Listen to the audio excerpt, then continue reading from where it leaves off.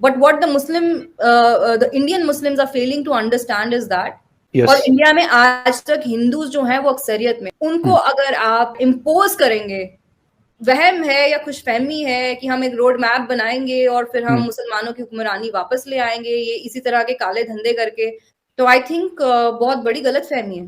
क्योंकि भारत इतना बड़ा है कि किसी एक ने, औरंगजेब ने भी पूरा भारत पे राज नहीं करा, जिसका सबसे बड़ा मुगल साम्राज्य था, उसने भी राज नहीं करा पूरे भारत में। यहाँ पे सिकंदर नहीं घुस पाया ठीक से अंदर, तो फिर हम चंगेज खान नहीं आया यहाँ पे, तो हम बोलेंगे जी औरंगजेब आलमगीर ने पूरे कॉन्टिनेंट पे राज कर लिया, तो गलत बात है।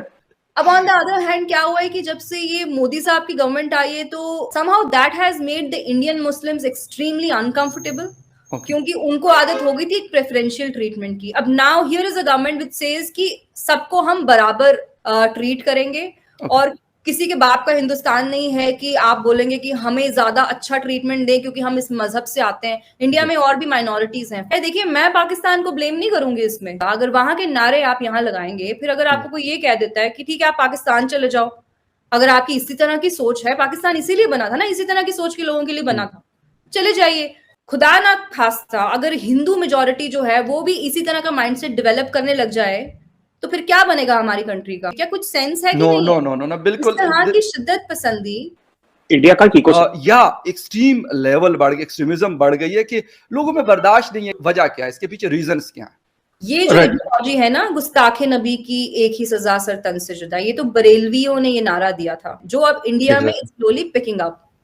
But what the Indian Muslims are failing to understand is that ये इंडिया का कैरेक्टर नहीं है। बहुत ही क्लियरली एंडोर्स किया गया है टॉलरेंस को फॉर क्रिटिसिज्म। Yes. और इंडिया में आज तक हिंदूज जो हैं वो अक्सरियत में, उनको अगर आप सिरे से खत्म करने की कोशिश करेंगे या इम्पोज करेंगे, वहम है या खुशफहमी है कि हम एक रोड मैप बनाएंगे और फिर हम मुसलमानों की हुक्मरानी वापस ले आएंगे, ये इसी तरह के काले धंधे करके, तो आई थिंक बहुत बड़ी गलत फहमी है। देखिए, इंडिया की कॉन्स्टिट्यूशन है, और अगर डिस्क्रिमिनेशन होती है इंडिया में तो वो रिवर्स होती है। Actually it is in the favour of minorities, not against the minorities. Congress party जो है वो मुसलमानों का कार्ड खेलती थी।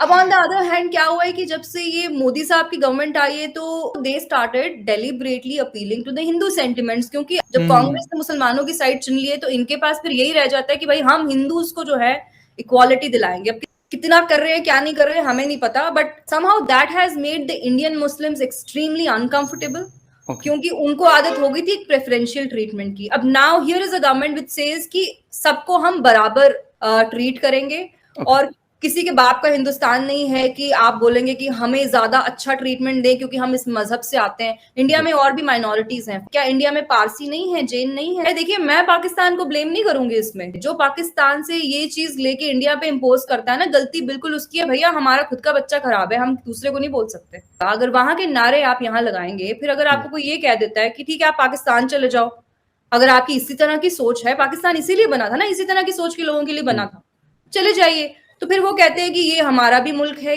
तो फिर अगर हिंदुस्तान में आपका भी खून जो है शामिल है इसकी मिट्टी में, तो फिर इसको अपनी माँ समझिए, और अपनी माँ के ऊपर आप ये छुरी कांटे नहीं चलाते हैं। अरब्स हैं जो कह रहे हैं कि भाई हिंदू रिलीजन को भी आप रिस्पेक्ट करें, आप एक तरफा रिस्पेक्ट की तवज्जो ना रखें। नहीं, बिल्कुल, ये सोनम, ये बिल्कुल मैं आपसे इस बात पे बिल्कुल एग्री हूं। ये वाले नारे अनफॉर्चुनेटली हमारी सोसाइटी में भी टीएलपी के बाद कुछ ज्यादा बिकने लगा है। आप मुझे बताएं फकर, हिंदुस्तान में आज भी हिंदू अक्सरियत में है। जिस तरह से ये जरासीम फैल रहे हैं कि अब ब्लास्फेमी की सजा जो है वो बिहेडिंग होगी, खुदा ना खास्ता अगर हिंदू मेजोरिटी जो है वो भी इसी तरह का माइंडसेट डेवलप करने लग जाए, तो फिर क्या बनेगा हमारी कंट्री का? बेशक it has got us worried, क्योंकि हमारा ये कल्चर नहीं है। राइट। बट हम देख रहे हैं हमारे यहाँ पे मुस्लिम्स जो हैं वो प्ले कार्ड्स लेके सड़कों पे उतर के बिहेडिंग की बातें कर रहे हैं। क्या कुछ सेंस है कि नहीं? नो, बिल्कुल। इस तरह की शिद्दत पसंदी, इसी तरह वो गुड़गांव की कंट्रोवर्सी हुई थी। भाई, जब आपके लिए मस्जिद मौजूद है तो आपको पार्क में जाके नमाज क्यों पढ़नी है? आप दूसरों को क्यों ये फीलिंग देना चाह रहे हैं कि you are taking over public places? तो अब लोग ना हर चीज को कनेक्ट करके देखने लग गए हैं इंडिया में भी, वो क्योंकि दुनिया भर में यही हो रहा है।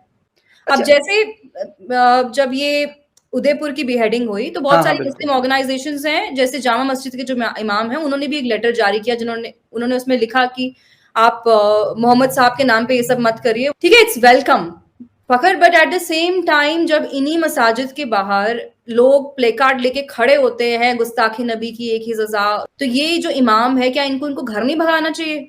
लोग सड़कों पे उतर आ रहे हैं और अपनी इंटेंशन वो बकायदा बता रहे हैं कि हम ये करने वाले हैं, तो तब ये जो इमाम है तब क्यों नहीं कहते? तब निकले, तब भोंपू लेके चढ़ जाए मस्जिद के ऊपर और बोले कि भाई ऐसा नहीं चलेगा, भागो यहाँ से। कई बार पाकिस्तानी भी कहते हैं और हिंदुस्तानी मुसलमान जो इनके लीडर्स हैं वो भी कहते हैं कि हमने 800 साल राज करा हिंदुओं पे, हिंदुस्तान पे, जो कि फैक्चुअली इनकरेक्ट है, क्योंकि भारत इतना बड़ा है कि किसी एक ने, औरंगजेब ने भी पूरा भारत पे राज नहीं करा, जिसका सबसे बड़ा मुगल साम्राज्य था, उसने भी राज नहीं करा पूरे भारत पे। यहाँ पे सिकंदर नहीं घुस पाया ठीक से अंदर, तो फिर हम चंगेज खान नहीं आया यहाँ पे, तो हम बोलेंगे जी औरंगजेब आलमगीर ने पूरे कॉन्टिनेंट पे राज कर लिया, तो गलत बात है। बट ठीक है, अगर हम मान लेते हैं 800 साल राज करा, फिर इतने खराब हालात क्यों है कि इतना बुरा हाल हो गया और गरीबी, ये सब। मुसलमानों की जो सोशियो इकोनॉमिक प्रोग्रेस है इंडिया में वो सबसे नीचे है। दूसरा ये भी सच है कि सरकार ने अरबों डॉलर खर्च कर दिए मुसलमानों के उत्थान के लिए, उनकी प्रोग्रेस के लिए। तो ये अरबों डॉलर गए किधर?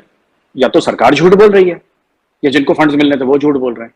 ठीक है, यहां पर मुसलमानों को ये बोला कि ऐसा है कि तुम्हें तालीम नहीं चाहिए, हम सरकार से डिमांड करते हैं कि जो हज में जाओगे तो 50% डिस्काउंट तुम्हें देंगे, तुम आखिरत की तैयारी करो, तुम जन्नत में जाने की तैयारी करो। तो उसमें सबको लगा दिया जन्नत की तैयारी में। अब इस दुनिया की तो कोई तैयारी कर ही नहीं रहा है। इंडिया का एक इकोसिस्टम है, मैं आपको बताता हूँ, और जो इस इकोसिस्टम में नहीं ढलेगा उसको बहुत दिक्कत। लेकिन सर इस 75 इयर्स में आप क्या देखते हैं कि क्या ये फैसला सही साबित हुआ पाकिस्तान बनाने का? क्या ये संभाल सके मुल्क को? नहीं, बिल्कुल नहीं। एक तो मुल्क टूटा इनकी वजह से, तो ये तो बैंकरप्ट होने के ऊपर हम आए हुए हैं। कब हम हो जाएंगे I don't know. Sir 50-60s में कहा जाता है कि वो बेहतर था। तो मुझे उम्मीद है कि ये वीडियो आपको पसंद आया होगा। वीडियो पसंद है तो प्लीज़ हमारे YouTube चैनल को जरूर सब्सक्राइब कीजिए। इसी प्रकार का भविष्य में वीडियो देखने के लिए चैनल को सब्सक्राइब कीजिए। हमारे इस YouTube चैनल पे आपको इससे भी ज़्यादा इंटरेस्टिंग वीडियो भविष्य में देखने को मिलता रहेगा। तो प्लीज़ हमारे YouTube चैनल सोच टाइम्स को सब्सक्राइब कीजिए, वीडियो को लाइक कीजिए, इस वीडियो को अपने दोस्तों के साथ जरूर शेयर कीजिए। नमस्कार, फिर मिलेंगे अगले